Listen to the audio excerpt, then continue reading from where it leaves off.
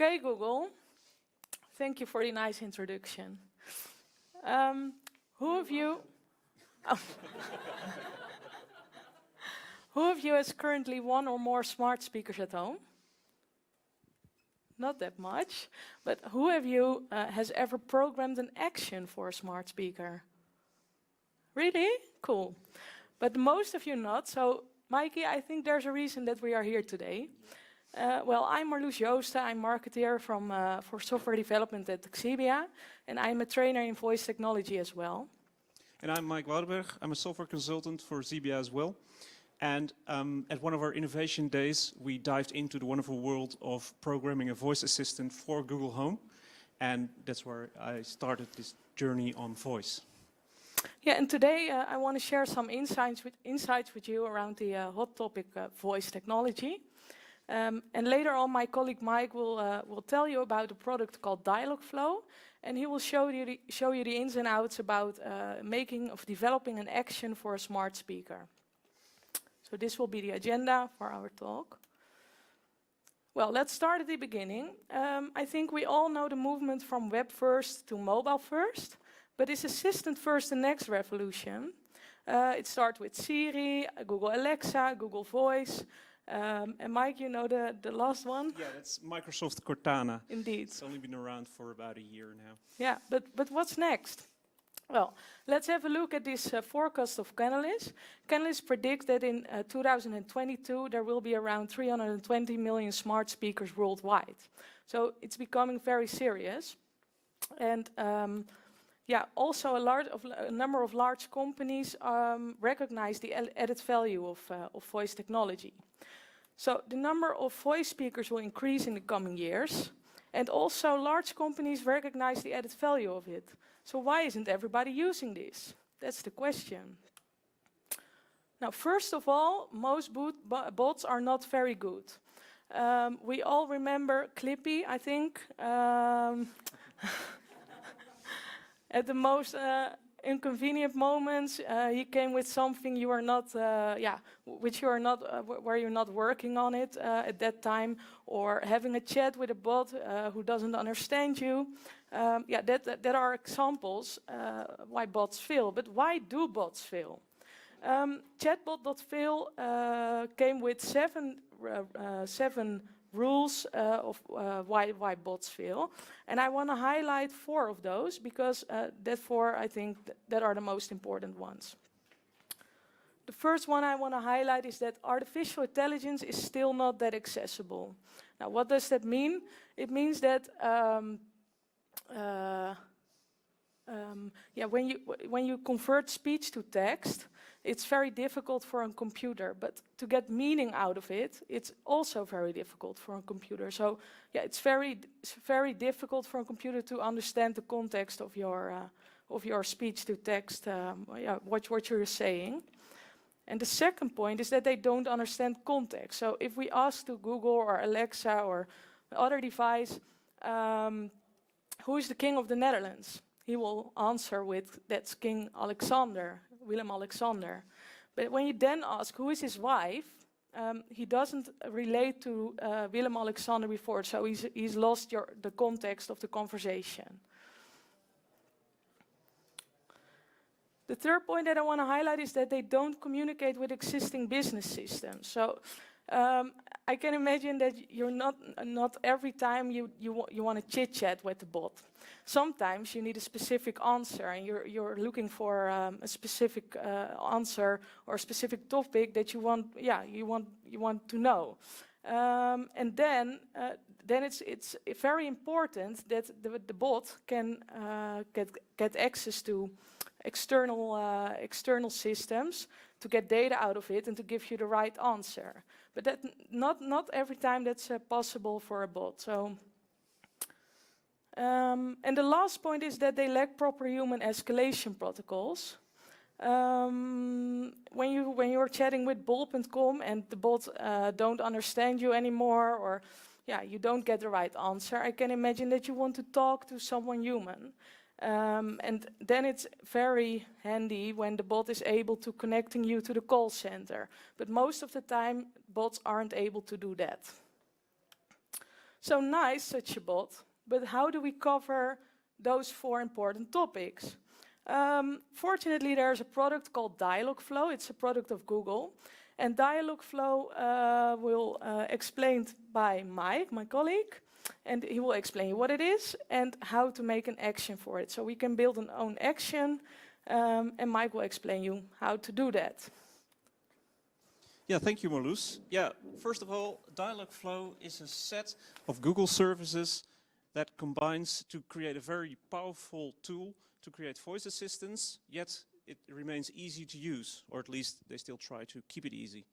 So first we'll have a look at the core of Dialogflow.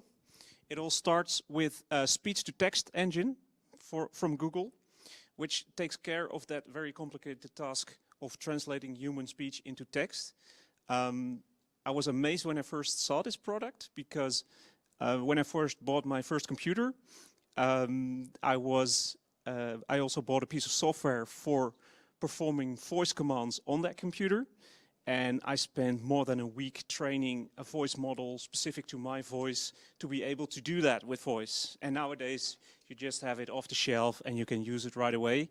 And you don't even need to train it anymore. And it can recognize voices from a variety of people. Now that we have extracted the text, Google sends it on to its natural language understanding. That is where it extracts meaning from the text that it's deciphered from the speech. And that's also the part where it matches the intent of the speech to the intent configured in Dialogflow. An intent is nothing more than a matching between the text that a user utters and an action or a response to that. You can use an action to compute a response, or you can configure a response right away. And one of those actions can be fulfilled via a cloud function, which is also a Google service. And there you can program in, for example, Python or Node.js or Go, whatever your language preferences are. There you can implement your computation for the response. And once you have generated that response, we can send it back to the user using another Google service called text-to-speech, which translates it using Google's WaveNet, which is another neural network tool for synthesizing voice fragments that sound very natural. So the days of those metallic sounding bots or very unnatural sounding speech generated are long gone, because WaveNet is superior to that in many ways. Now that we have seen the core of Dialogflow, we can move on to the ecosystem of Dialogflow. And positioned here in the middle is Dialogflow. And to the left we can see that you can interact with Dialogflow via a text interface. So that is your regular chatbot.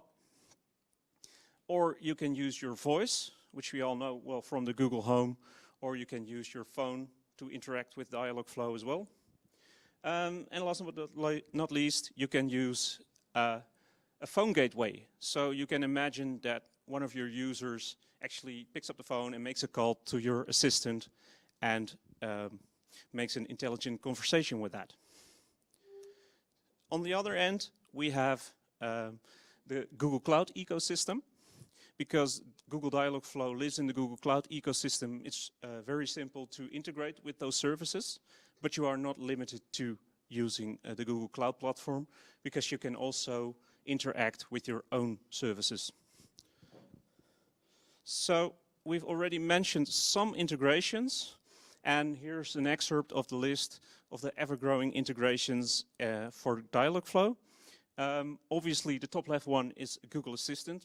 Dialogflow is integrated with Google Assistant by default, but you can also use Facebook Messenger, you can use Slack, you can use Skype, and interestingly, you can also use Dialogflow to build skills for Amazon's Alexa. So you can service 2 platforms with 1 code base. So all this technology sounds really nice, I can imagine, but what does it actually look like? So that's what I'm now going to do. I'm going to show you how to build one of those actions for Dialogflow using the tooling. Let's see if we can make this work.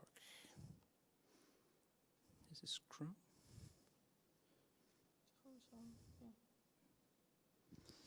There we go. Oh, it's still stuck on.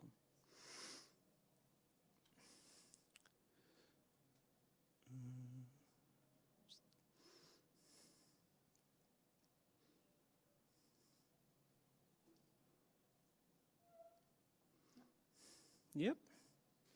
Yes. There we are.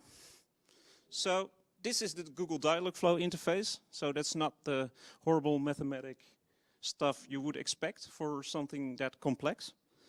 But these are the intents that I already mentioned, which will match up to the speech that the user utters. So we're going to create an intent to answer one of the most important questions about the Dutch Data Science Week. So this is quite inconvenient, by the way. But so we have a section called training phrases. That is where we can just type in the phrases that we will expect the users to utter and that should match to this intent. And because Google uses its machine learning technology, you don't have to enter all possible phrases that a user could utter, but based on a couple of example phrases, it will build a model that will match to a variety of sentences uttered by the user. So we'll start with this one.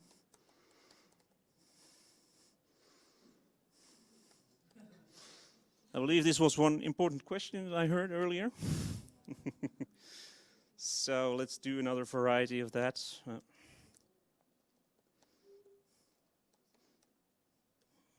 Yeah.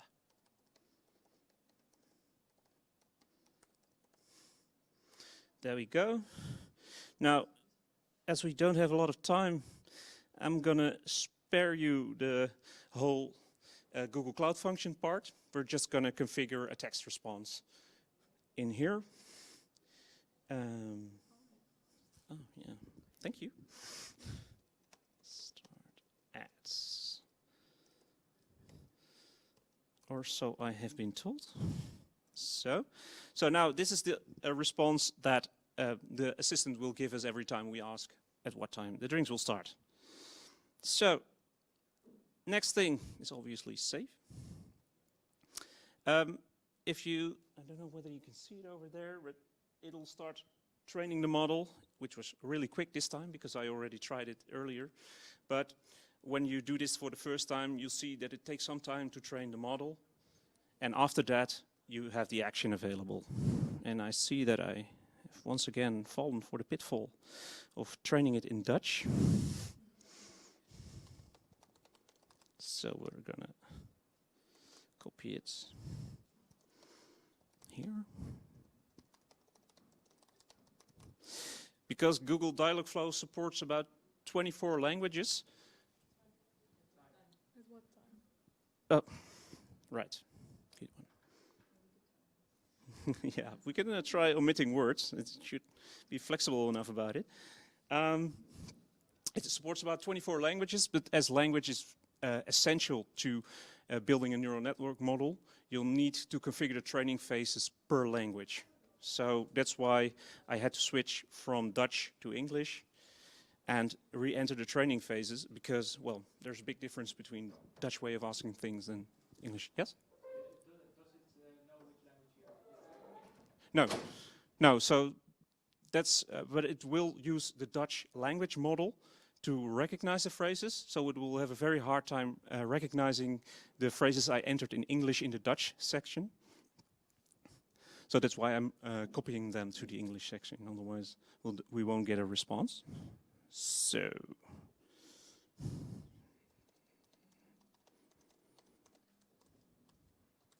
there we go. Now, saving it again. I have to wait for the model to be retrained, obviously. There we go. This is taking a bit longer. Nice. All right, now I can try it out. Let's see whether this works. Allow. Oh. It's not allowing me to access the mic. Why?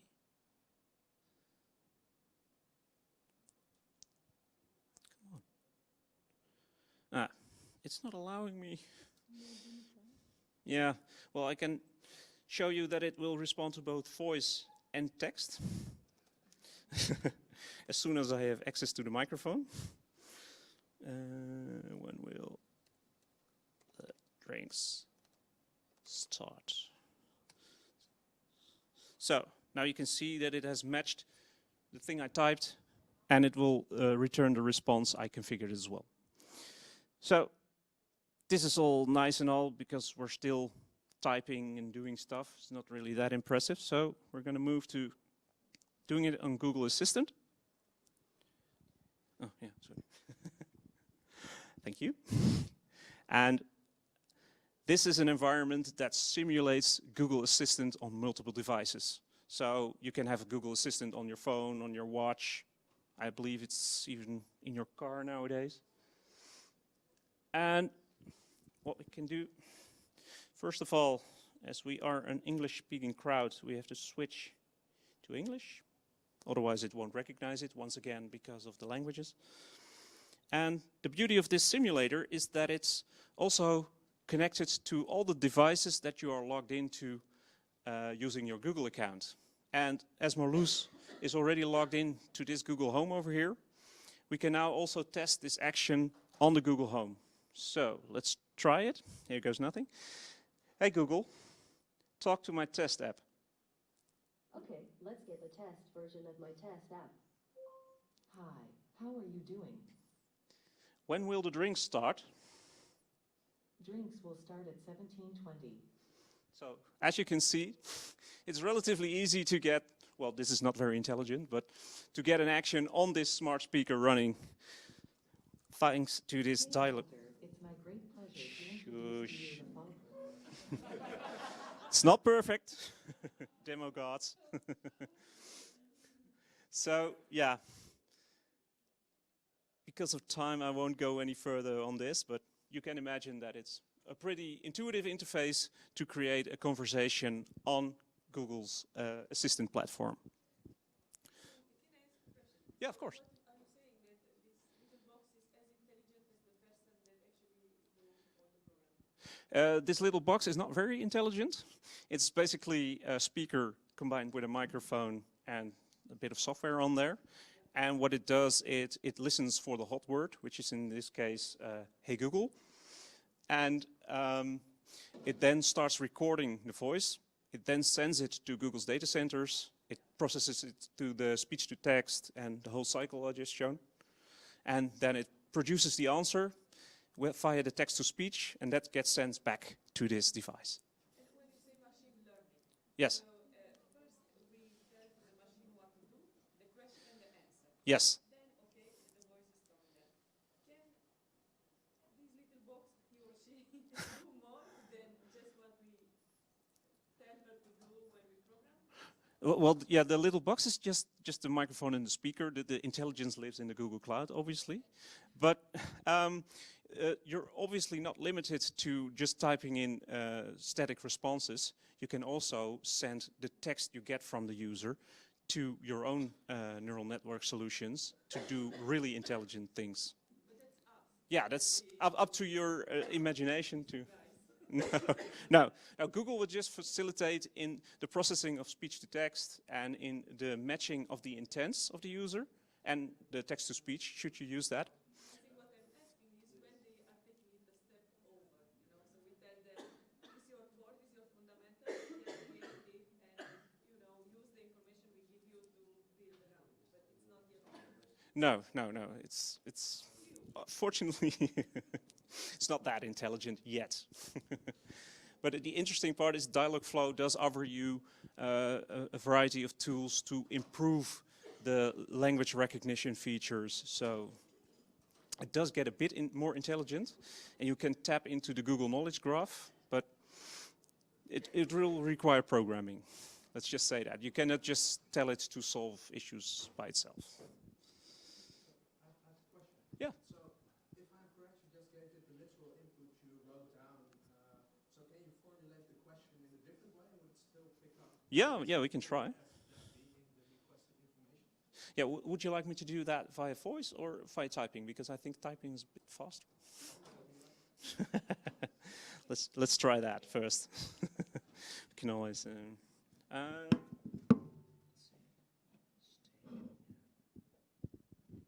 I'm quite used to handhelds.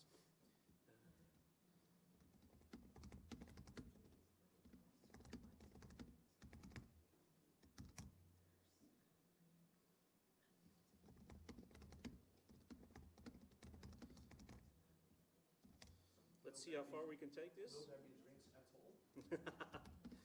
Yeah.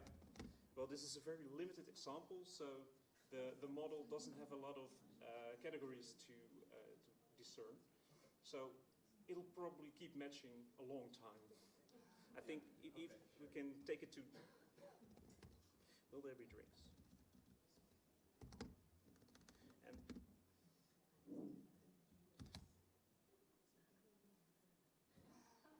see? It's quite intelligent. What if you don't use the word drinks? Yeah. in your question? Will there be rain today? Probably yes, but that's where we hit the limits of the model. So If you put in beverage, for example, instead of drink, all right, let's just keep trying. I like it.